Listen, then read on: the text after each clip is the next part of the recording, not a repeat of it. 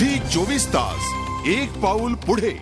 गुन्हेगारी आणि पैशांच्या जोरावर निवडणूक जिंकता येत नाही। निवडणूक जिंकायची असल्यास लोकांची मनं जिंकावी लागतात, अशी खोचक प्रतिक्रिया सांगलीचे पालकमंत्री पतंगराव कदम यांनी दिली आहे। त्यांच्याशी बातचीत केली आमचे प्रतिनिधी रवींद्र कांबळे यांनी।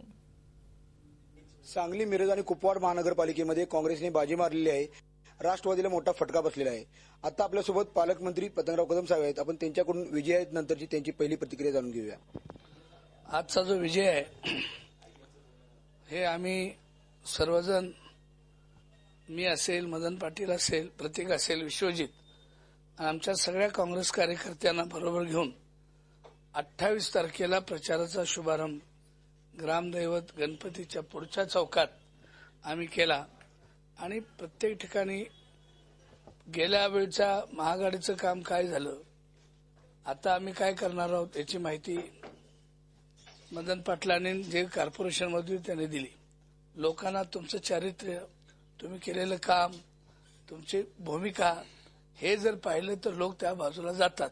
नुसतं गुंडशाहीनं प्रचंड पैसा ओतून त्या बाजूनं, आणि हे कोणी पैसे घेतले काय याचे तुम्ही टीव्ही चॅनलवाल्यांनी दाखवलेलं आहे। त्यामुळे तो नुसतं एवढंच कारण निवडणूक जिंकायला पुरेसं नाही। लोकांची मतं, लोकांची भावना कशी जिंकायची, त्यांना आपलं मत कसं पटवून द्यायचं याच्यावरती मतदान त्या पक्षाला मिळतं। तसं आमच्या पक्षाला भरघोस यश मिळालेलं आहे। झी मीडियासाठी अमित सोबत रवींद्र कांबळे, सांगली। झी 24 तास एक पाऊल पुढे।